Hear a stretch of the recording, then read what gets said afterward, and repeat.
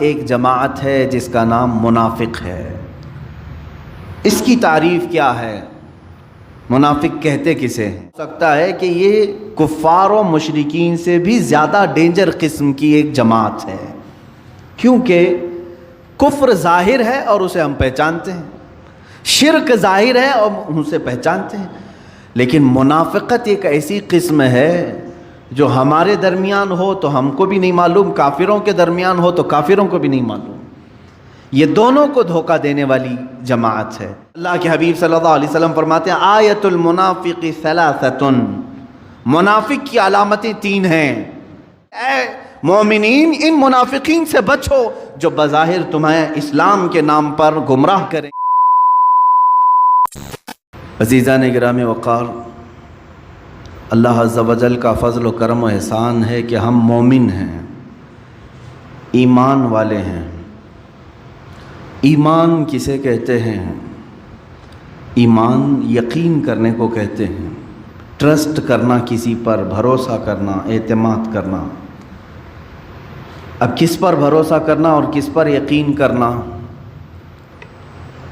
تو اسلام یہ بتاتا ہے کہ اللہ کو ایک مان کر اس پر یقین رکھنا یہ ایمان ہے، اس کی کتابوں کو، اس کے رسولوں کو، اس کے فرشتوں کو، قیامت کے دن کو، تقدیر کو، مرنے کے بعد دوبارہ اٹھنے کو، ان تمام معاملات کو اگر کوئی دل سے یقین کرتا ہے تو اسی کو کہتے ہیں یہ ایمان ہے۔ ایمان جو نام ہے یہ قلب کی، دل کی ایک کیفیت کا نام ہے، یہ نظر نہیں آ سکتی۔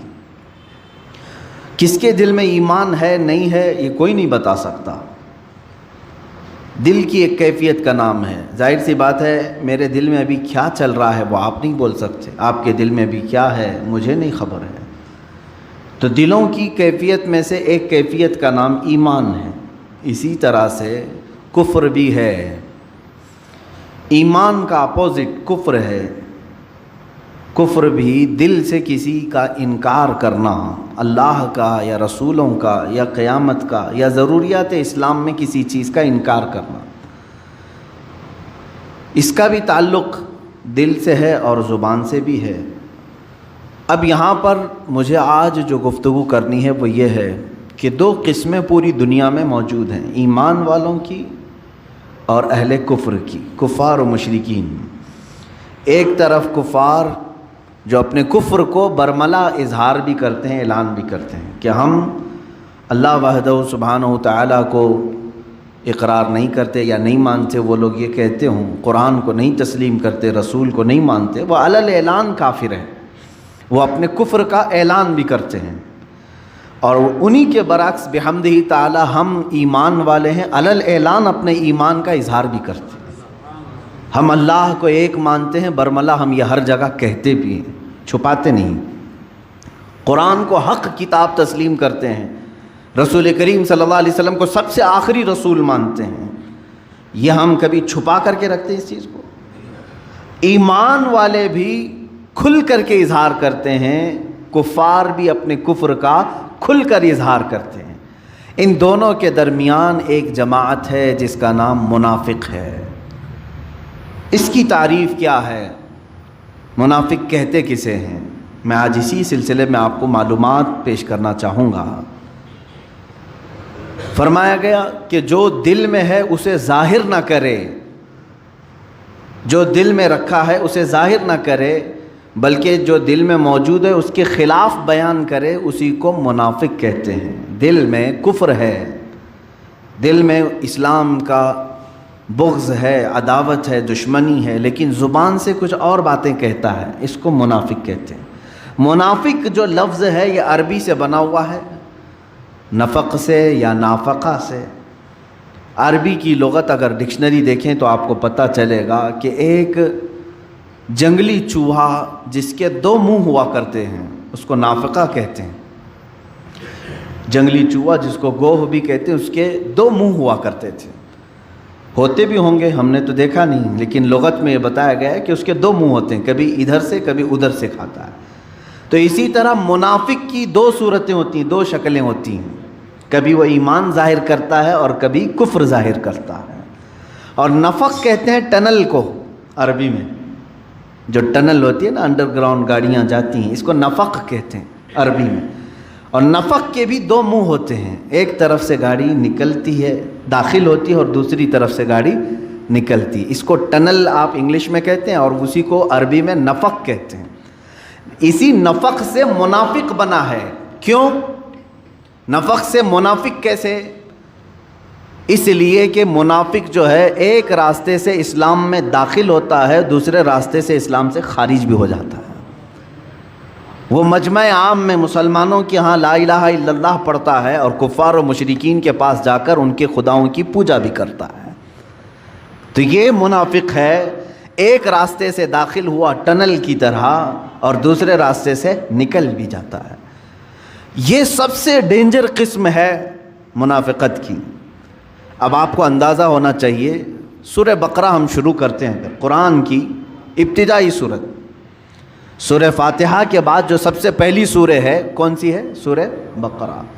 سورہ بقرہ جب آپ تلاوت کریں گے تو شروع سے لے کر کے جو آیتیں آئی ہیں، الف لام میم ذالک الکتاب لا ریب فیہ ھدی للمتقین، یہاں سے لے کر کے 5 آیتیں کنٹینیو ایمان والوں کی شان میں آئی ہیں. یؤمنون بالغیب، یہ غیب پر ایمان لاتے ہیں ایمان والے لوگ، اللہ کو دیکھے نہیں پھر بھی ایمان لاتے ہیں. یقیمون الصلاۃ، نمازوں کو قائم کرتے ہیں، اور اللہ نے انہیں جو کچھ بھی دیا ہے وہ اس میں خرچ کرتے ہیں، اور جو اللہ نے ان پر اتارا ہے کتابوں میں اس پر یہ یقین رکھتے ہیں. اولئک علی ھدی من ربہم واولئک ھم المفلحون، یہی ہدایت پر ہیں اور یہی اللہ کی بارگاہ میں کامیاب بھی ہیں. 5 آیتیں ایمان والوں کے لیے ہوئیں، 5 آیتیں ایمان والوں کے لیے. اس کے بعد پھر آیتیں ہیں کفار و مشرکین کے لیے. ان الذین کفروا سواء علیہم اانذرتہم ام لم تنذرہم لا یؤمنون ختم اللہ علی قلوبہم وعلی سمعہم وعلی ابصارہم غشاوہ ولہم عذاب عظیم. اللہ فرماتا ہے جو لوگ کفر کر چکے، اب ان کے لیے اے محبوب برابر ہے، ان کو آپ ڈرائیں نہ ڈرائیں وہ ایمان نہیں لائیں گے. کون؟ کافروں کے لیے. اللہ ان کے دلوں پر مہر لگا چکا ہے، ان کے دلوں میں کوئی بات حق کی پہنچتی نہیں ہے، ان کے کانوں پر پردہ ہے، ان کی آنکھوں پر پردہ ہے. یہ کس کے لیے کہا گیا؟ کفار کے لیے. اب میں ترتیب آپ کو بتا رہا ہوں. سورہ بقرہ جو شروع کی سورہ ہے قرآن کی، شروع سے لے کر 5 آیتیں مومنوں کی شان میں آئی، 2 آیتیں کافروں کے مذمت کے لیے بیان کی گئی. وَمِنَ النَّاسِ مَن يَقُولُ، یہاں سے آیتیں شروع ہوتی ہیں، دوسرا رکوع شروع ہوتا ہے. یہاں سے لے کے کنٹینیو 13 آیتیں صرف منافقوں کے متعلق بیان فرمائیں. اللہ رب العزت نے 13 آیتیں کنٹینیو منافقین کے متعلق آئی ہیں. اس سے اندازہ ہو سکتا ہے کہ یہ کفار و مشرکین سے بھی زیادہ ڈینجر قسم کی ایک جماعت ہے، کیونکہ کفر ظاہر ہے اور اسے ہم پہچانتے ہیں، شرک ظاہر ہے اور ہم اسے پہچانتے ہیں، لیکن منافقت ایک ایسی قسم ہے جو ہمارے درمیان ہو تو ہم کو بھی نہیں معلوم، کافروں کے درمیان ہو تو کافروں کو بھی نہیں معلوم. یہ دونوں کو دھوکہ دینے والی جماعت ہے. اسی لیے قرآن میں اللہ نے فرمایا یخادعون اللہ والذین آمنوا، یہ اللہ کو دھوکہ دینے کی کوشش کرتے ہیں اور ایمان والوں کو. وما یخدعون الا انفسهم، لیکن ساتھ میں رب تعالیٰ نے یہ بھی فرمایا وہ سوائے اپنی جان کے کسی کو دھوکہ دے ہی نہیں سکتے، وہ خود اپنے آپ کو دھوکہ دے رہے ہیں. منافق کی پہچان کیا ہے؟ احادیث کریمہ میں بیان کی گئی ہیں. علامات بہت ساری اس کی ہیں، مشہور علامات میں ذکر کرتا ہوں. اللہ کے نبی صلی اللہ تعالیٰ علیہ وسلم نے فرمایا آیت المنافقی ثلاثۃ، اے مسلمانوں آج میں یہ قسم آپ کے سامنے جو بیان کر رہا ہوں، ڈر جاؤ اس بات سے کہ کہیں نفاق نہ آ جائے ہمارے دل میں. اس لیے کہ کفر آپ سے نہیں ہوگا، شرک نہیں ہوگا، آپ اس سے گھبراتے ہیں، دور بھاگتے ہیں، لیکن منافقت ایک ایسی چیز ہے کب تمہارے دلوں میں آ جائے پتہ بھی نہیں چلتا. کیسے آتی ہے وہ میں بتاتا ہوں. منافقت کی 2 قسمیں بیان کی گئی ہیں، ایک نفاق عملی ہے، ایک نفاق اعتقادی ہے. عقیدے میں منافق بھی ہوتا ہے اور عمل میں بھی منافق ہوتا ہے. دونوں چیزوں کی تشریح میں کروں گا. پہلی چیز تو میں یہ بتاتا ہوں کہ کیوں یہ منافقت کے متعلق میں نے آج موضوع کو چھیڑا ہے، کیونکہ رب تعالیٰ نے جہاں دردناک عذابات کا ذکر فرمایا ہے قرآن پاک میں جہنم کے، 5ویں پارے کی آخر صفحے کی آیت ہے سورہ نساء میں، اللہ تعالیٰ فرماتا ہے ان المنافقین فی الدرک الاسفل من النار، اللہ فرماتا ہے جہنم کے سب سے نچلے طبقے میں ہم منافقین کو رکھیں گے، سب سے نیچے والا طبقہ۔ یہ نیچے والے طبقہ کیوں کہا گیا؟ اس لیے کہ وہاں سے نکلنے کی کوئی صورت ہی نہیں ہے۔ وَلَن تَجِدَ لَهُمْ نَصِيرًا، اللہ فرماتا ہے ہرگز ان کے لیے کوئی مددگار وہاں نہیں پہنچے گا، نہ ان کی آواز کہیں کسی دوسرے تک پہنچے گی۔ یہ کس کے لیے؟ منافقین کے لیے۔ جہاں کافروں کے عذاب کی بات آئی ہے، عذاب عظیم آیا ہے، عذاب علیم ہے، عذاب مہین ہے، لیکن منافقین کے متعلق کہا گیا جہنم کے سب سے نچلے طبقے میں وہ رہیں گے، سب سے نیچے والے حصے میں رہیں گے۔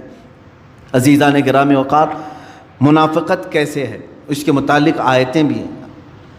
پوری سورہ منافقون آ گئی 28ویں پارے، پوری سورہ ہے منافقون۔ اذا جاءك المنافقون قالوا نشهد انك لرسول الله، قالوا نشهد انك لرسول الله والله يعلم انك لرسوله والله يشهد ان المنافقين لكاذبون۔ یہاں سے سورہ شروع ہو رہی۔ کیسے آتے ہیں منافق؟ حضور صلی اللہ علیہ وسلم سے رب تعالیٰ فرما رہا ہے اے محبوب، منافقین آپ کے پاس آتے ہیں اور یوں کہتے ہیں ہم گواہی دیتے ہیں کہ آپ اللہ کے رسول ہیں۔ یہ کہتے ہیں آپ اللہ کے رسول ہیں، اور رب تعالیٰ فرماتا ہے اللہ ضرور جانتا ہے کہ آپ اللہ کے رسول ہیں، لیکن اللہ اس بات کی گواہی دیتا ہے کہ منافق جھوٹ بول رہے ہیں، وہ آپ کو آخری رسول نہیں تسلیم کرتے ہیں، وہ تو صرف جنگوں میں موجود مال غنیمت حاصل کرنے کے لیے آپ کے پاس آ رہے ہیں۔ جب دیکھا اسلام کا بول بالا تو جماعتوں میں شریک ہو گئے، اور جب دیکھا کہ اسلام پر کوئی مصیبت آئی تو یہاں سے چھوڑ کر چلے گئے۔ اس طرح کی مثالیں مدینہ طیبہ میں بہت مرتبہ ہوئیں۔ اللہ کے حبیب صلی اللہ تعالیٰ علیہ وسلم جب مدینہ طیبہ تشریف لائے تو یہاں سب سے بڑا جو خطرہ تھا وہ یہودیوں سے زیادہ منافقین سے تھا۔ ہر بات جا کر لیک کرتے تھے یہودیوں کے پاس، عیسائیوں کے پاس، کہ محمد صلی اللہ تعالیٰ علیہ وسلم آج یہ پلاننگ کر رہے تھے، یہ باتیں کر رہے تھے، ہر چیز یہاں کی لے جا کر وہاں پہنچاتے تھے۔ کئی دنوں تک یہ معاملہ چلتا رہا۔ جنگ بدر کے بعد تو بہت سارے لوگ اسلام میں داخل ہوئے۔ جنگ بدر ایک ایسی فیصلہ کن جنگ تھی، صرف 313 مسلمان ہیں اور 1000 سے زیادہ کافر ہیں۔ 313 کو جب فتح عظیم مل گئی تو ان لوگوں نے سوچا کوئی تو طاقت ہے ان کے پاس، ساتھ ہو جانا چاہیے۔ جنگ بدر کے بعد بہت مسلمان ہوئے، بہت مسلمان ہوئے، اور وہی جنگ احد ایک ہی سال کے بعد ہوئی۔ اب مسلمانوں کی تعداد 1000 سے زیادہ تھی۔ جب 313 تھے سال بھر پہلے، اب سال کے بعد 1000 سے زیادہ تھی تعداد۔ اب کی بار جب کفار و مشرکین آئے تو مسلمانوں کو شکست ہوئی۔ یہ اللہ تعالیٰ کی طرف سے آزمائش تھی کہ یہاں پر منافقین کو اب باتیں بنانے کا موقع مل گیا۔ جتنے وہ مال غنیمت لوٹنے کے لیے اسلام لائے تھے وہ سب میدان چھوڑ کر بھاگ آئے، مدینہ طیبہ کی طرف آئے اور کہنے لگے کیا ہم نہیں کہتے تھے کہ یہ کمزور لوگ ہیں، ان کے ساتھ نہیں ہونا چاہیے، ہمارا سب برباد ہو جائے گا۔ مدینہ طیبہ واپس لوٹ آئے۔ یہ منافقت کی اقسام تھیں میرے عزیزو۔ اسی طرح یہ معاملہ چلتا رہا جنگ خندق میں۔ جنگ خندق میں بھی کئی منافقین حضور صلی اللہ تعالیٰ علیہ وسلم کو چھوڑ کر صرف یہ بات کہہ کر کے آئے ہمارے مدینے میں عورتیں تنہا ہیں، ہم آپ کے ساتھ نہیں کھڑے ہو سکتے، دشمن کا خطرہ ہے، ہماری عورتیں بغیر گھر کے ہیں، بغیر چھتوں کے ہیں، ہم ان کے پاس جا رہے ہیں۔ اللہ کے حبیب صلی اللہ تعالیٰ علیہ وسلم کو اور ان کے جانثار صحابہ کو چھوڑ کر یہ پوری منافقین کی جماعت چلی گئی۔ یہ حضور صلی اللہ علیہ وسلم کے زمانے سے چل رہی بات۔ میرے عزیزو، اب میں منافقت کی اقسام بتاتا ہوں کہ ہمیشہ جس کی فطرت میں غدر ہے، دھوکہ ہے، وعدہ خلافی ہے، سمجھ لو کہ اس کے اندر نفاق آ گیا ہے، منافقت اس کے اندر آ گئی ہے۔ علامتیں میں بتاتا ہوں، بخاری شریف کی بھی حدیث ہے، اللہ کے حبیب صلی اللہ علیہ وسلم فرماتے ہیں آیت المنافق ثلاثۃ، منافق کی علامتیں 3 ہیں، 3 مشہور علامتیں۔ اذا حدث كذب واذا اؤتمن خان واذا وعد خلف، او کما قال النبی صلی اللہ علیہ وسلم، فرماتے ہیں اس کی پہلی علامت یہ ہے کہ جب بات کرے گا تو جھوٹ بولے گا۔ دوسری علامت یہ اس کے پاس اگر امانت رکھو گے تو کھا جائے گا، خیانت کرے گا۔ تیسری علامت یہ ہے کہ جب بھی وعدہ کرے گا تو مکر جائے گا، وعدہ خلافی کرے گا۔ یہ تو منافق کی اقسام بتائی گئی ہیں، جھانک کر کے دیکھ لو کہیں ان تینوں میں ہم تو نہیں پڑے ہوئے ہیں، مبتلا تو نہیں ہو گئے کہیں۔ خاص طور پر تاجر لوگوں سے، بزنس کرنے والوں سے مخاطب ہو کر کے بزرگوں نے فرمایا تمہیں کثرت سے جھوٹ کا سامنا کرنا پڑتا ہے، اور اس جھوٹ پر اگر تم نے کنٹینیو مداومت اختیار کر لی تو تم منافقت کے سٹیج پر پہنچ جاؤ گے۔ منافق کی ایک علامت یہ ہے کہ اپنی بات کو منوانے کے لیے بار بار قسمیں کھاتا ہے، اللہ کی قسم، کعبے کی قسم، قرآن کی قسم، کثرت سے وہ قسمیں کھاتا ہے منافق۔ اور جب بھی اس کے پاس کوئی امانت رکھی جائے تو خیانت کرتا ہے، صحیح طریقے سے اس کو نہیں لوٹاتا۔ امانت بہت قسم کی ہے میرے عزیزوں، صرف پیسہ ہی امانت نہیں ہے، کسی کی باتیں بھی تمہارے پاس امانت ہوتی ہیں، کسی کا مال تمہارے پاس امانت ہے، کسی کی بیٹی تمہارے پاس امانت ہے، کسی کے بچے تمہارے پاس امانت ہے۔ امانت کی بہت ساری قسمیں، اس میں خیانت کرنے والا منافق کی علامتوں میں شامل ہو گیا۔ اور جب کبھی وعدہ کرے تو وعدہ خلافی کرتا ہے، وعدہ کرتا ہے کہ میں فلاں تاریخ کو آپ کو پیسے دے دوں گا، میں فلاں تاریخ کو آپ سے ملاقات کر لوں گا، فلاں تاریخ کو یہ کام کر لوں گا، اور پھر مکر جاتا ہے۔ فرمایا گیا اس کے اندر منافقت آ گئی ہے۔ یہ نفاق کی 3 بڑی علامتیں ہیں، بڑی علامتیں ہیں۔ اب جو 13 آیتیں میں نے جس کا ذکر کیا سورہ بقرہ میں، شروع سے لے کر دوسرے رکوع سے تیسرے رکوع تک اگر آپ پڑھیں گے، اللہ تعالیٰ نے صاف صاف ان کے طریقے بیان کیا ہے۔ یہ خود میں خوش رہتے ہیں کہ ہم سب کو دھوکہ دے رہے ہیں، ہم صحیح ہیں باقی سب غلط ہیں، ہم سب کو ٹوپی پہنا چکے ہیں، وہ یہ خیال میں رہتے ہیں۔ اللہ ان کی اس چیز کو مسلمانوں کے سامنے کھل کر کے بیان کیا ہے۔ وہ خود اپنے زوم میں مبتلا رہتے ہیں کہ ہم سب کو دھوکہ دے رہے ہیں، حالانکہ اللہ ان کے دھوکے سے ہر مسلمان کو بچاتا بھی ہے، اللہ تعالیٰ محفوظ رکھتا ہے۔ اگر منافقین کے دھوکے سے ہم محفوظ نہیں رہتے تو یہ کب کے اسلام کی جڑیں کاٹ چکے ہوتے ہیں، کیونکہ یہ چوہے کی طرح داخل ہوتے ہیں جماعتوں میں اور قطر بھی نہیں کرتے ہیں۔ اگر ان کو کامیاب ہی ہونا ہوتا تو 14 صدیوں تک اسلام کا یہ پودا نہیں لہلہا رہا ہوتا، یہ کاٹ چکے ہوتے، یہ اپنی تمام تر کوششیں کر چکے ہوتے ہیں، بظاہر یہ کامیاب دکھتے ہیں لیکن مولا تعالیٰ ان کو خائب و خاسر اور ذلیل کرتا ہے ہر زمانے میں، ہر زمانے میں۔ میرے عزیزو، منافقت سے ہمیشہ بچنے کی کوشش کرو اور دعا کرتے رہو کہ اللہ میرے دل میں کبھی منافقت نہ آئے۔ یہ آتی کیسے ہے؟ اس کا سارا دار و مدار محبت رسول پر ہے۔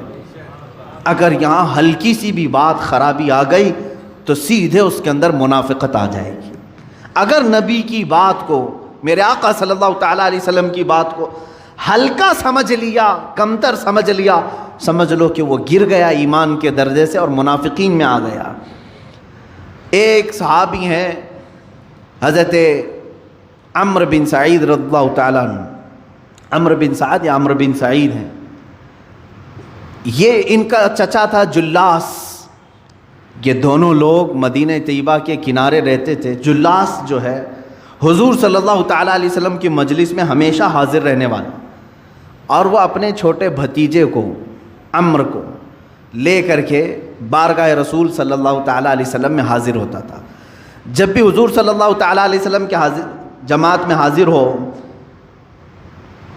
تو یہاں پر جو جو باتیں سنی جاتی تھی اس پر عمل کرنے کی کوشش کرتے۔ عمیر بن سعد، عمیر بھتیجے کا نام، یہ چھوٹی عمر کے تھے۔ چچا خود ہاتھ پکڑ کر کے بارگاہ رسول میں لے کر کے آتا تھا۔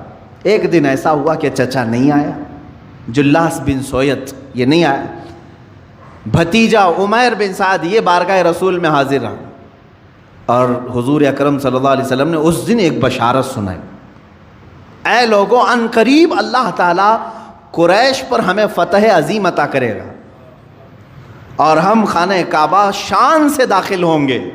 حضور صلی اللہ علیہ وسلم جب یہ بشارت دیے، چھوٹی عمر تھی عمیر بن سعد کی، خوشی سے دوڑتے ہوئے آئے اور اپنے چچا جلاس بن سویت کو آ کر کے کہا، چچا آج معلوم ہے آپ کو آج اللہ کے رسول صلی اللہ علیہ وسلم نے کیا فرمایا؟ کہا کیا کہا؟ کہا اللہ کے رسول نے فرمایا کہ عنقریب اللہ قریش پر انہیں فتح عظیم عطا کرے گا، شان سے وہ داخل ہوں گے۔ جلاس بن سوید نے کہا ہے اگر محمد کو فتح ہو گئی تو ہم گدھے سے بدتر کہلائیں گے۔ دل کا منافق تھا، حضور صلی اللہ علیہ وسلم کے بارے میں کہہ گیا، جبکہ وہ مجلس رسول میں کنٹینیو حاضر ہونے والا شخص اور اپنے بھتیجے کو پکڑ کر کے لانے والا شخص۔ عمیر بن سعد نے کہا چچا آپ ہی تو مجھے لے کر جاتے تھے۔ کہا لے کر جاتا تھا لیکن بڑی بڑی باتیں مت کرو، محمد کی بات اور ہے، قریش کی بات اور ہے۔ عمیر بن سعد وہاں سے فوراً بھاگتے ہوئے نکل آئے کہ چچا کا دماغ خراب ہو گیا ہوگا، یا تو یہ اب تک نہیں جانتے تھے۔ اب بتائیں بھتیجا خود چچا کی منافقت کو نہیں سمجھ پا رہا تھا۔ عمیر بن سعد بارگاہ رسول میں حاضر ہوئے، صحابہ بیٹھے ہوئے تھے، یہ چھوٹی عمر کے تھے، بڑے صحابہ تھے، حضور صلی اللہ علیہ وسلم کی بارگاہ میں کھڑے ہو کر کے بار بار کچھ کہنے کی بات کر رہے ہیں، کچھ عرض کرنے کی بات کر رہے ہیں، موقع نہیں مل پا رہا ہے۔ جلاس کو اپنے چچا کو بول کر کے آئے تھے میں آج تیرا بھانڈا پھوڑوں گا، پوری طرح سے تیری پول کھولوں گا، حضور اکرم صلی اللہ علیہ وسلم کی بارگاہ میں جا کر بیان کروں گا۔ وہ گھبرا بھی گیا لیکن بچہ اب دوڑتے ہوئے آ گیا۔ اب یہاں پر تھوڑی دیر کے بعد بار بار وہ اٹھ رہے ہیں، اپنی گردن اٹھا رہے ہیں، تو حضور نے فرمایا کیا کہنا اٹھو۔ حضور صلی اللہ علیہ وسلم نے موقع دیا تو کھڑے ہوئے کہا کہ حضور ایک بات عرض کرنی ہے، میرا چچا منافق ہے۔ جلاس بن سوید سب کے کان کھڑے ہو گئے۔ جلاس بن سوید سب کی نظر میں ایک نیک شخص تھا، عمر والا شخص تھا، پابندی صوم و صلات، نماز اور روزوں کا بڑا پابند شخص، اور ایک بچہ ایسا کہ صحابہ نے بٹھا دے بیٹھ جا، لگتا ہے اس کے چچا نے مارا ہو رہا ہوگا، اس کے خلاف آ کے شکایت کر دیا، بیٹھ جاؤ۔ پھر وہ کھڑے ہوئے کہ نہیں یا رسول اللہ صلی اللہ علیہ وسلم میں گواہی دیتا ہوں۔ حضور صلی اللہ تعالیٰ علیہ وسلم بھی دیکھتے رہے ان کی طرف، بولو۔ اسی اثنا میں جلاس بن سوید دوڑتا ہوا آ گیا، چچا بھی آ گیا، آیا دیکھا کہ شکایت کرنے کے لیے میرا بھتیجا کھڑا ہے، روتے روتے آیا بارگاہ رسول میں، کہا یا رسول اللہ صلی اللہ علیہ وسلم آج گھر میں یہ تاخیر سے آیا، میں نے ایک تماچا لگایا تو یہ کہا کہ میں تمہارے خلاف حضور سے شکایت کرتا ہوں، پتہ نہیں میرے بارے میں کیا آ کر کے کہا آپ سے۔ صحابہ نے کہا نہیں ہم کہہ رہے تھے کچھ تو گھر میں جھگڑا ہوا ہوگا اور یہ آ کر کے اس پر اتنا بڑا الزام لگا دیا۔ یہ عمیر بن سعد رونے لگ گئے، چھوٹی عمر کے ہیں اور ایک طرف یہ منافق ہے، دوسری طرف بڑے بڑے صحابہ کو قائل کرنا ہے، ان کو کنونس کرنا ہے۔ لیکن اللہ کے نبی صلی اللہ تعالیٰ علیہ وسلم دلوں کے حالات کو جانتے تھے۔ اللہ کے نبی صلی اللہ علیہ وسلم نے فرمایا عمیر تم بولو تمہاری بات کیا ہے۔ عمیر بن سعد نے پوری بات بتائی، میں مجلس سے اٹھ کر کے جب گیا تو میرے چچا نے ایسی ایسی بات کہی۔ اللہ کے حبیب صلی اللہ تعالیٰ علیہ وسلم نے اپنی گردن جھکا لی، ان کی بارات میں کچھ نہیں کہا، عمیر بن سعد کی حمایت میں ایک جملہ بھی نہیں فرمایا۔ صحابہ جواب کے انتظار میں، جلاس کھڑا ہے، اچانک جبرائیل امین آیت لے کر کے آ گیا، وَلَقَدْ قَالُوا كَلِمَةَ الْكُفْرِ وَكَفَرُوا بَعْدَ إِسْلَامِهِمْ۔ اللہ نے فرمایا اے حبیب یہ سچ کہہ رہا ہے، یہ کافر ہو چکا ہے اسلام لانے کے بعد جو آپ کی شان میں گستاخی کر رہا تھا۔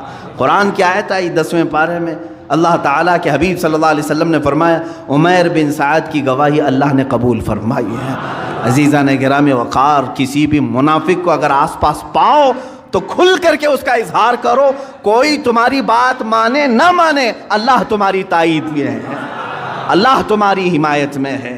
اسی لیے میں آج کہتا ہوں منافقین اگر ہماری جماعت میں کہیں نظر آئیں تو اس کا اظہار ہو، بتا دیا جائے کہ اے مومنین ان منافقین سے بچو جو بظاہر تمہیں اسلام کے نام پر گمراہ کریں گے اور لے جا کر کے کسی اور کی گود میں ڈال دیں گے، تمہیں جہنم کے راستے پر لگا دیں گے۔ عزیزان گرامی منافقین کی اور علامتیں جو قرآن پاک نے بیان کی وہ سنیں آپ۔ اللہ کے حبیب صلی اللہ تعالیٰ علیہ وسلم نے ایک وقت ایسا بھی آیا کہ جب مدینہ رسول میں مسجد نبوی میں نام لے لے کر کے حضور صلی اللہ علیہ وسلم نے ان کو اٹھایا۔ اب آپ یہ کہتے ہوں گے کہ کسی بھی جماعت کے خلاف، کسی بھی مکتب فکر کے خلاف آپ لوگ کیوں بولتے ہیں؟ میرے عزیزو سنو، باضابطہ مدینہ طیبہ میں مسجدیں بھی بننے لگی تھیں، ایک مسجد نبوی ہے، اور منافقین جب کھل کر کے کچھ نہیں کر پا رہے تھے تو ایک مسجد انہوں نے الگ سے بنانا شروع کیا، ایک الگ سے اپنا مرکز بنا رہے تھے، اور مسجد قباء کے قریب کہ وہاں سارے لوگ اپنے جمع ہو کر کے گرو گھنٹا فیصلے کریں گے حضور صلی اللہ علیہ وسلم کے خلاف. اس کو مسجد ضرار کہتے ہیں، قرآن پاک میں ہے. اور انہوں نے حضور صلی اللہ علیہ وسلم کی بارگاہ میں کیا بہانہ پیش کیا؟ کہا کہ ہم کو لمبا ہوتا ہے مسجد نبوی آنے کے لیے، مسافت زیادہ ہے، ہم وہیں پر نماز پڑھ لیں گے، اپنی جماعت کر لیں گے، کبھی کبھار آپ کے پاس آئیں گے. یہ بہانہ کر کے مسجد بنائیں. لیکن اس مسجد میں فتنے ہوتے تھے، سوائے رسول پاک کی گستاخی کے اور کچھ نہیں ہوتا تھا. وہاں پر ہمیشہ مسلمانوں کو توڑنے کی باتیں ہوتی تھیں. وہ مسلمان ہی تھے، بظاہر چہرے سے مسلمان تھے، حضور صلی اللہ علیہ وسلم کے پیچھے نمازیں پڑھتے تھے اور وہاں بیٹھ کر کے فیصلے اس طرح کے کرتے تھے. ظاہر سی بات ہے اللہ رب العزت نے قرآن میں آیت نازل فرمائی والذین اتخذوا مسجدا ضرارا وکفرا وتفریقا بین المؤمنین. وہ لوگ جنہوں نے مسجد بنائی ہے ضرر دینے کے لیے، مسلمانوں کے درمیان فرقہ بنانے کے لیے. لمن حارب اللہ ورسولہ، جو لوگ اللہ اور اس کے رسول سے جنگ کرنا چاہتے ہیں، اللہ نے اپنے حبیب صلی اللہ علیہ وسلم کو حکم دیا کہ اس مسجد کو ڈھا دیا جائے، ختم کر دیا جائے. حضور اکرم صلی اللہ علیہ وسلم اپنے صحابہ سمیت تشریف لائے اور اس مسجد کو بنیادوں سے ختم کر دیا. اس کو تو میں نام سے مسجد کہہ رہا ہوں، حقیقت میں وہ مسجد ہے ہی نہیں تھی. مسجد نہیں، مسجد کسے کہتے ہیں؟ اسی کی آیت میں 11ویں پارے میں اللہ نے فرمایا لَمَسْجِدٌ أُسِّسَ عَلَى التَّقْوَى. مسجد وہ ہے جو تقوی کی بنیاد پر رکھی جائے، اللہ رب العزت اور اس کے حبیب صلی اللہ علیہ وسلم کے عشق اور محبت کی بنیاد پر رکھی جائے، وہ مسجد ہے. اور جس مسجد میں منافقت ہو، وہ چاہے 10 مینار والی ہو کہ 14 مینار والی ہو، اسے مسجد نہیں کہا جائے گا. جہاں سے محبت رسول صلی اللہ تعالیٰ علیہ وسلم کی خوشبو آتی ہے، وہ مسجد اگر جھونپڑی میں بھی ہو تو وہ مسجد ہے، وہ حرم ہے. اور اگر بغض رسول اور عداوت رسول جس جگہ سے سنائی دے رہا ہو، وہ مسجد نہیں کہلائے گی. میرے عزیزو، ایک پکی عمارت ہے بس، اور کچھ نہیں ہے. اس طرح سے اللہ کے رسول صلی اللہ علیہ وسلم کو اس کو ختم کرنے کا حکم دیا گیا. اسی لیے میں نے پچھلے جمعہ بھی کہا تھا، اقبال نے جو بات کہی وہ بہت سچ کہی ہے. آبروئے ماں ز نام مصطفیٰ، ہماری سب کی آبرو عزت کس سے جڑی ہوئی ہے؟ نام مصطفیٰ سے. اس میں اگر ذرا برابر بھی کمی آ گئی تو سمجھ لو نہ تم مسلمان ہو نہ تم انسان ہو، تمہاری کوئی حیثیت نہیں ہے. اسی لیے اقبال نے یہ بھی کہا ہے بمصطفیٰ برسا خیش کے دی ہما اوست. اپنے آپ کو نبی کونین صلی اللہ علیہ وسلم تک پہنچا دو، اس لیے کہ یہی اصل دین ہے. تم اگر ان کی ذات تک پہنچ گئے یہی دین ہے. اگر بہو نہ رسیدی تمام بو لہبیس، اگر حضور صلی اللہ علیہ وسلم تک تم نہیں پہنچ سکے تو پوری زندگی تمہاری بو لہب کی طرح ہے، ابو لہب کی طرح ہے کہ حضور صلی اللہ علیہ وسلم کو چھوڑ کر کے جینا. عزیزان گرامی وقار، اب میں آپ کو یہ بھی بتا دوں کہ نفاق عملی کیا ہے، نفاق اعتقادی کیا ہے. کبھی منافق عمل سے ہوتا ہے اور کبھی عقیدے میں بھی ہوتا ہے. اللہ ایک ہے، یہ عقیدہ سب کا ہے. حضور صلی اللہ علیہ وسلم اللہ کے آخری رسول ہیں، یہ عقیدہ سب کا ہے. اللہ کے فرشتے ہیں، اللہ کی کتابیں ہیں، اللہ قیامت کا ایک دن لانے والا ہے، تقدیر ہے، مرنے کے بعد ہم دوبارہ اٹھائے جائیں گے، یہ سب پر ایمان ہے. یہ بنیادی ایمان ہے، یہ بنیادی، اس کو کہتے ہیں عقیدہ. اس میں ذرا برابر رد و بدل نہیں ہوگا، یہ عقیدہ ہے. کچھ عمل ہیں، عمل جیسے نماز ہے، روزہ ہے، زکوٰۃ ہے، حج ہے، یہ سب کیا ہیں؟ یہ عمل ہے. عمل کہتے ہیں ایکٹیویٹیز، آپ کر کے دکھا رہے ہیں. اللہ ایک ہے، آپ کر کے کچھ نہیں دکھانا ہے، آپ کو دل میں ماننا ہے. فرشتے ہیں اللہ کے، آپ کو کر کے کچھ نہیں دکھانا ہے، دل میں ماننا ہے. ایمان دل کا نام ہے اور اسلام یہ عمل کا نام ہے. عمل میں اگر کوتاہی کرتا ہے کوئی بندہ تو بزرگوں نے فرمایا کہ اس کے اندر عمل کا منافق آ گیا ہے. یعنی ایمان تو دل میں ہے، کہتا ہے اللہ میرا سب سے بڑا ہے، لیکن اسی کی عبادت میں نہیں آتا، تو گویا کہ یہ عمل کا منافق ہے. عملی منافقت اس کے اندر آ رہی ہے. اسلام کو سب سے بلند و بالا مذہب سمجھتا ہے، قرآن کو اللہ کی سب سے سچی کتاب سمجھتا ہے، سب سے آخری کتاب سمجھتا ہے، لیکن اس کی طرف کبھی ہاتھ بھی نہیں لگاتا. تو قول اور عمل میں اس کے مخالفت ہے یا نہیں؟ کہتا کچھ اور ہے، کرتا کچھ ہے. اس کے لیے کہتے ہیں یہ نفاق عملی نفاق ہے.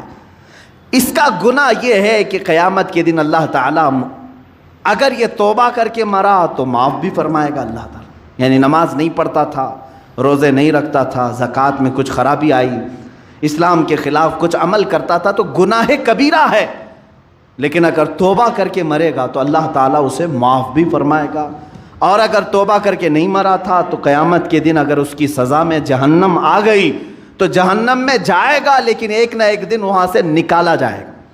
یہ نفاق عملی کی بات کر رہا ہوں، عمل میں اگر نفاق آیا تھا تو، اور اگر عقیدے میں منافقت آ گئی، وہ کیسے؟ کہتا ہے اللہ ایک ہے ہمارے سامنے، اور ہندوؤں کے پاس کہتا ہے جتنے تمہارے خدا ہیں اتنے میرے بھی ہیں، عیسائیوں کے پاس کہتا ہے تمہارے ہاں 3 ہیں میں بھی 3 کو مانتا ہوں۔ تو یہ اعتقادی منافق ہے، یعنی سب کے پاس جہاں گیا ویسا رنگ ڈال دیا، یہ منافق اعتقادی ہے۔ قادیانیوں کے پاس گیا، کہا کہ تمہارا جو آخری نبی تم جس کو غلام احمد قادیانی رسول مانتے ہو، میں بھی اس کو رسول مانتا ہوں، محمد صلی اللہ علیہ وسلم ان کو بھی میں رسول مانتا ہوں۔ یہ منافق اعتقادی ہے، اس کی بخشش نہیں، یا اگر بغیر توبہ کے مرا تو قیامت کے دن اللہ تعالی ہمیشہ ہمیشہ کے لیے اسے جہنم کے سب سے نچلے طبقے میں داخل کرے گا، سب سے نچلے طبقے میں داخل کرے گا۔ اعتقاد میں نفاق آنے نہ پائے، عمل میں اگر آ گیا تو اس کی توبہ سے معافی کا امکان ہے، بچنے کی صورت ہے، لیکن عقیدے میں اگر منافقت آ گئی تو سمجھ لو میرے عزیزوں کوئی تمہاری مغفرت نہیں، بخشش نہیں۔ سورہ منافقون کی میں آیتیں پڑھتا ہوں، اللہ فرماتا ہے وَإِذَا رَأَيْتَهُمْ تُعْجِبُكَ أَجْسَامُهُمْ، اللہ جب تم ان کو دیکھو گے تو ان کے جسم تم کو اچھے لگیں گے، منافقین۔ وَإِن يَقُولُوا تَسْمَعْ لِقَوْلِهِمْ كَأَنَّهُمْ خُشُبٌ مُّسَنَّدَةٌ، اللہ فرماتا ہے جب وہ بولیں گے تو تم کو ان کی باتیں اچھی لگنے لگیں گی، وہ ایسا ٹال مٹول کر کے بولیں گے کہ تم کو ان کی باتیں اچھی لگیں گی۔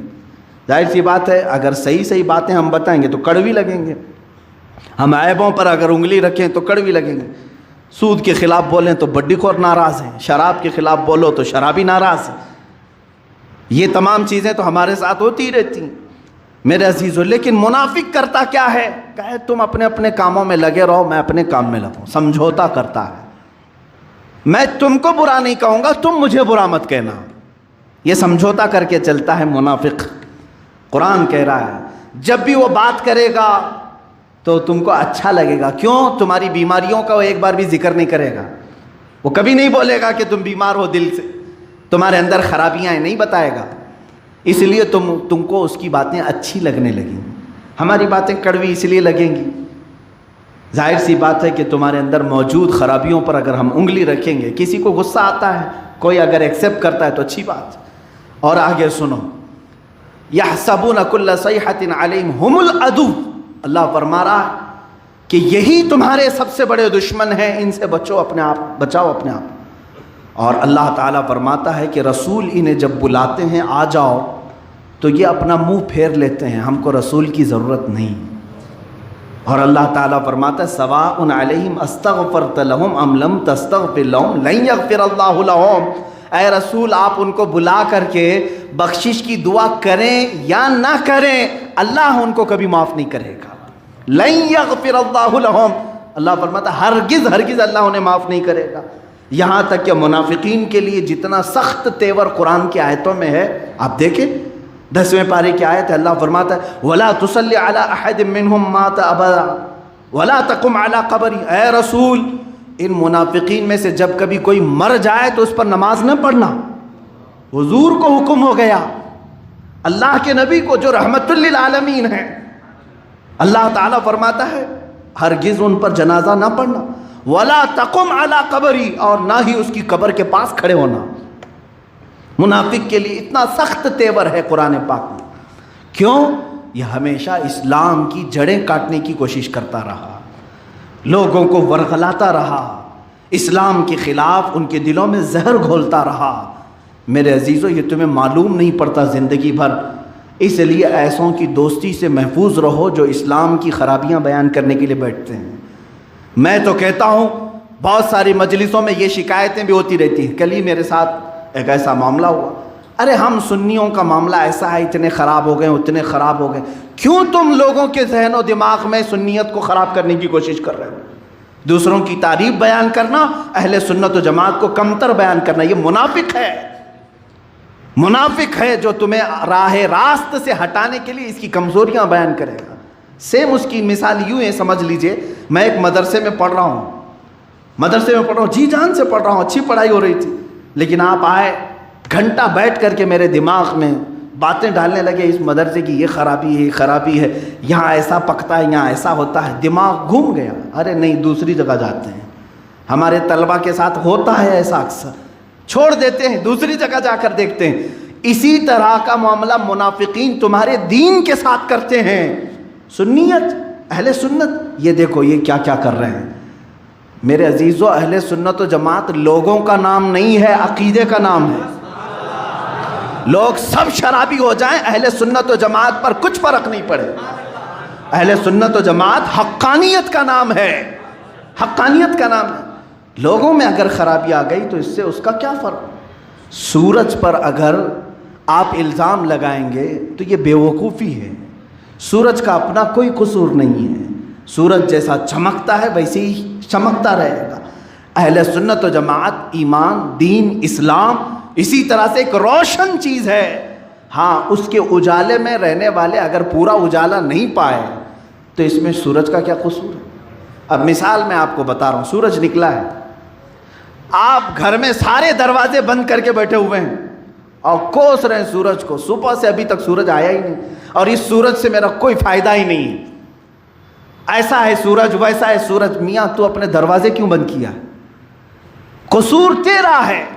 دوسرا ایک آدمی باہر بیٹھا آنکھ بند کر کے، صبح سے آنکھ بند کر کے بیٹھا ہوا اور کہہ رہا ہے سورج بالکل اچھا نہیں، سورج بالکل اچھا نہیں، کبھی اس سے اجالا دکھتا ہی نہیں۔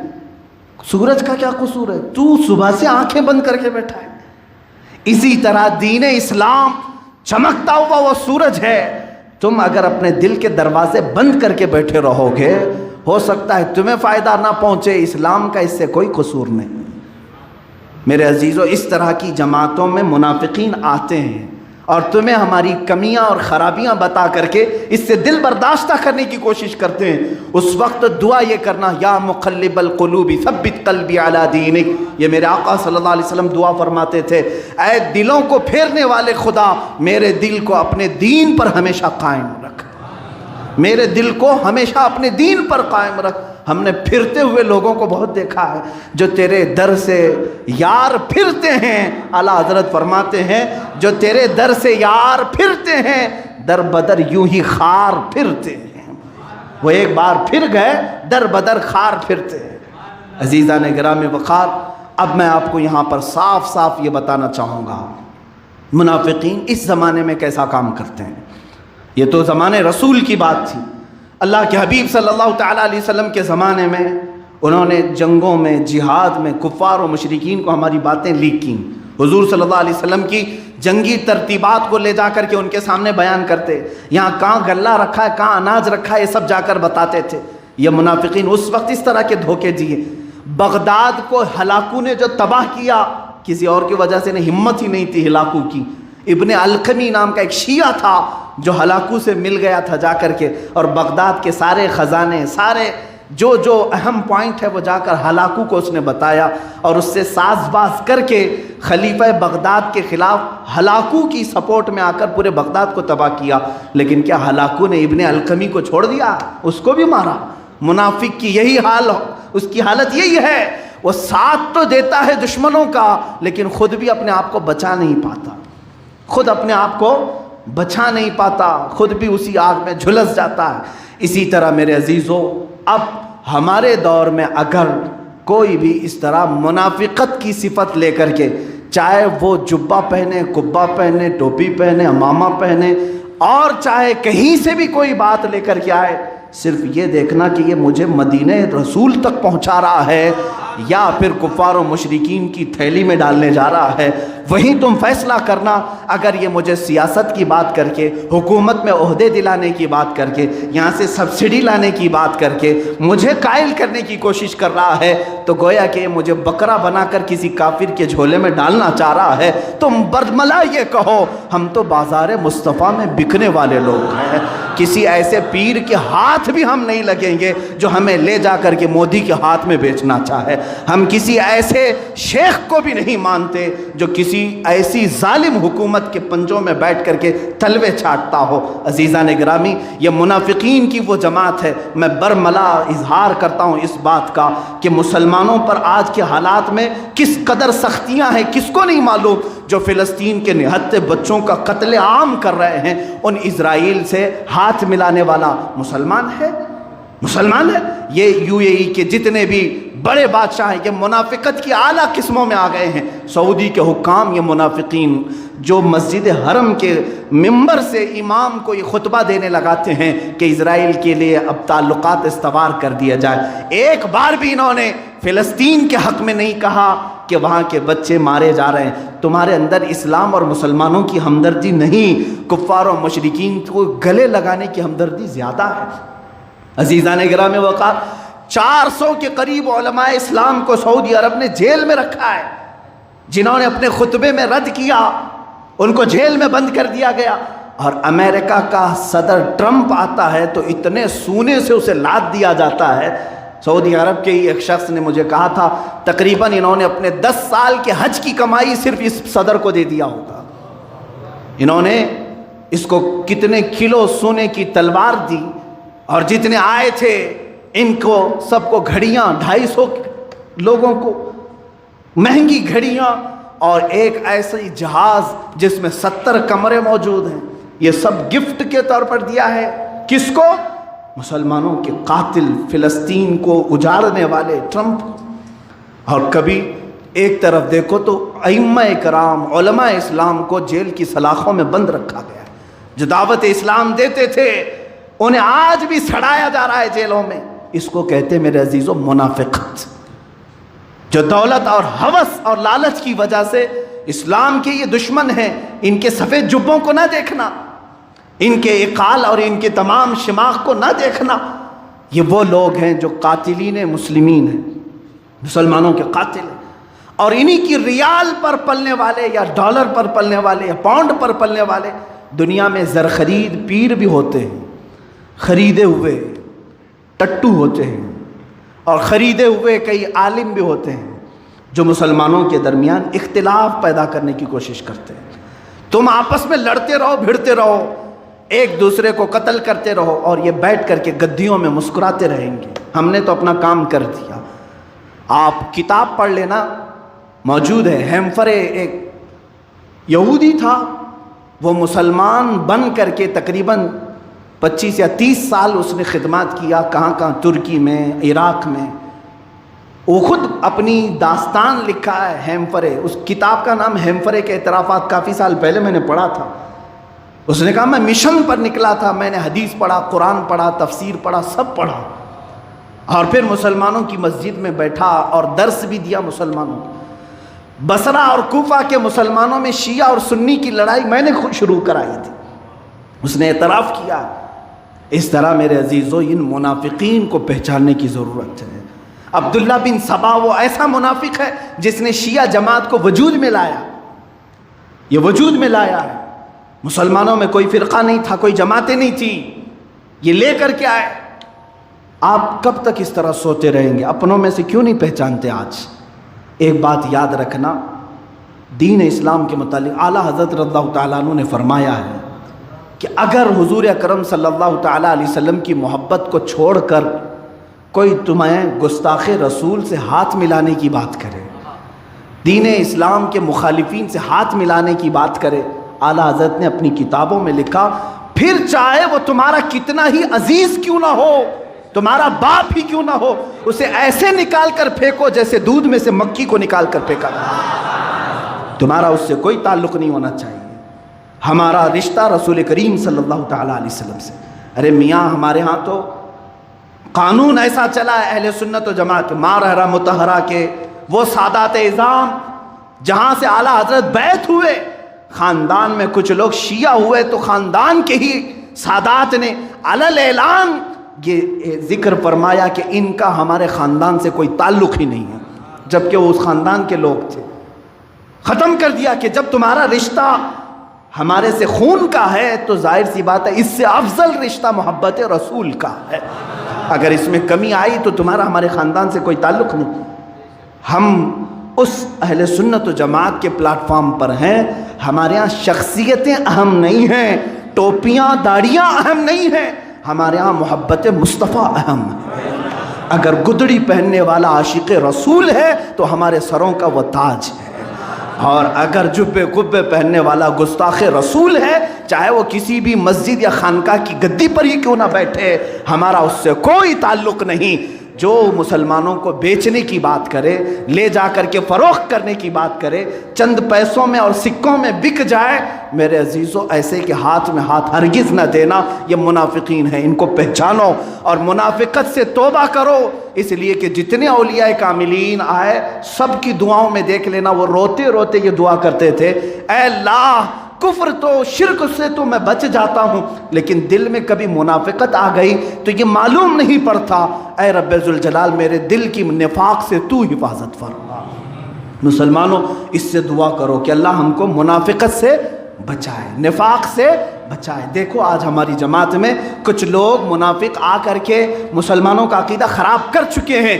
عام نوجوان اب صحابہ کی شان میں گالیاں دینے لگا ہے. ان کو کون اس طرح لایا ہے؟ کون ہے جو اکسایا ہے؟ شان امیر معاویہ کے خلاف بھونکنے والے. سبزیاں بیچنے کی ان کی قدر نہیں ہے، جو دیوار بنانے کے کام کرتے ہیں، جھاڑو جھاڑنے کے کام کرتے ہیں، یہ شان امیر معاویہ میں کتے کی طرح بھونک رہے ہیں. ان کو آخر یہاں تک لایا کون؟ ان کے پیچھے کوئی نہ کوئی ایسا منافق ہے جو جماعت اہل سنت میں داخل ہو کر کے، جماعت اہل سنت کا نام لے کر کے ان کو بغض صحابہ سکھاتا ہے. سمجھ جاؤ میرے عزیزو، آج صحابہ کی شان میں اس نے سکھایا، کل تمہیں یہ بھی کہے گا کہ رسول مر کر مٹی میں مل گئے. معاذ اللہ رب العالمین. سمجھ جانا اہل سنت و جماعت سے اگر سر منہ بھی انحراف کرو گے تو گمراہی ہے، کھائی ہے. اللہ تبارک و تعالی ہمیں ان تمام چیزوں سے محفوظ رکھے. ہمارا عقیدہ وہی ہے جو ہمیں ہمارے بڑوں نے سکھایا ہے، انہیں جانا، انہیں مانا، نہ رکھا غیر سے کام. للہ الحمد میں دنیا سے مسلمان گیا. میرے آقا صلی اللہ تعالیٰ علیہ وسلم کی بارگاہ میں ہمارے دل و جان اور ساری چیزیں فدا ہیں. جو ان سے وابستہ ہے وہ ہمارا ہے، جو ان سے ناآشنا ہے اس سے ہمارا کوئی تعلق نہیں ہے. جو تیرے در سے یار پھرتے ہیں، در بدر یوں ہی خار پھرتے ہیں، وہ سوئے لالا زار پھرتے ہیں، تیرے دن اے بہار پھرتے ہیں. اللہ تبارک و تعالی ہم سب کو کہنے سننے سے زیادہ عمل کی توفیق عطا فرمائے. وآخر دعوانا الحمد للہ رب العالمین. السلام علیکم.